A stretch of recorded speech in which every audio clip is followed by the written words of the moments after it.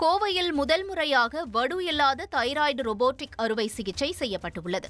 கோவை அவினாசி சாலையில் அமைந்துள்ள GKNM மருத்துவமனை மேற்கு மண்டலத்தில் ரோபோட்டிக் அறுவை சிகிச்சைகளுக்கான முன்னணி மையமாக தன்னை நிலைநிறுத்திக் கொண்டுள்ளது. ஒரு வருட காலத்திற்குள் 150க்கும் மேற்பட்ட ரோபோட்டிக் அறுவை சிகிச்சைகளை வெற்றிகரமாக முடித்துள்ளது. அனைத்து உறுப்புகளிலும் ஏற்படும் பிரச்சினைகளை ரோபோட்டிக் அறுவை சிகிச்சையின் மூலமாக சரி செய்திட இயலும் என ரோபோட்டிக் மற்றும் புற்றுநோய் அறுவை சிகிச்சை நிபுணர் மருத்துவர் அருள்ராஜ் தெரிவித்தார்.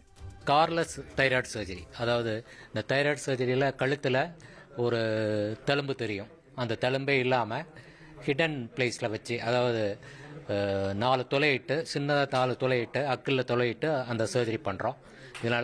இதனால் பேஷண்ட்டுக்கு கழுத்தில் எந்த விதமான தழும்பும் இருக்காது. பேஷண்ட் அடுத்த நாளே டிஸ்சார்ஜ் பண்ண முடியும். அவங்களுக்கு எந்த விதமான குரல் மாற்றமோ அல்லது பேராதைராய்டு டிஃபிஷியன்சி அப்படின்னு சொல்லுவாங்க, அந்த பேராதைராய்டு டேமேஜ் இதெல்லாமே எதுவுமே நடக்காமல் நல்லபடியாக வீடு திரும்ப முடியுது. நுட்பமான மற்றும் குறுகிய உடற்கூறியல் பகுதிகளில் கூட மிகவும் சிக்கலான அறுவை சிகிச்சைகளை மிகுந்த துல்லியத்துடன் செய்திட அறுவை சிகிச்சை நிபுணர்களுக்கு ரோபோட்டிக்ஸ் தொழில்நுட்பம் உதவுவதாக மருத்துவர் அருள்ராஜ் குறிப்பிட்டார்.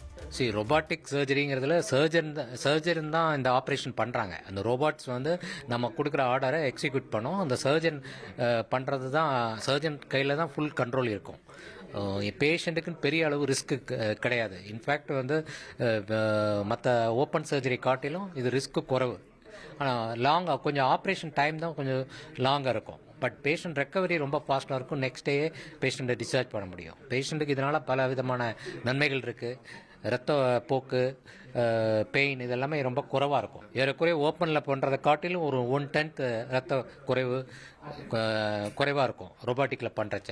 ஸ்கார்லெஸ் ரோபாட்டிக் தைராய்டு சர்ஜரி பொறுத்த வரைக்கும் கழுத்தில் எந்த விதமான ஸ்காரே இருக்காது. அவங்களுக்கு அக்கில் தான் ஒரு 4 சின்ன 8 mm தான் இருக்கும். அது உத்து பார்த்தா கூட தெரியாது. அந்த அளவு ஒரு சின்ன துளையிட்டு நம்ம பண்ணுறோம்.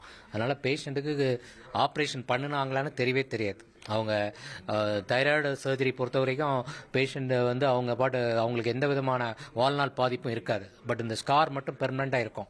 எங்கே போனாலும் ஒரு கல்யாண வீட்டுக்கு ஏதோ ஆப்ரேஷன் பண்ணியிருக்குன்னு நினைப்பாங்க.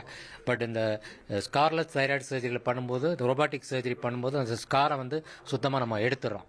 So quality of life open surgery காட்டிலும் இந்த ஸ்கார்லெஸ் தைராய்டு சர்ஜரியில் ரொம்ப பெட்டராக இருக்கும். பேஷண்ட் சாட்டிஸ்ஃபேக்ஷன் ரொம்ப நல்லாயிருக்கும்.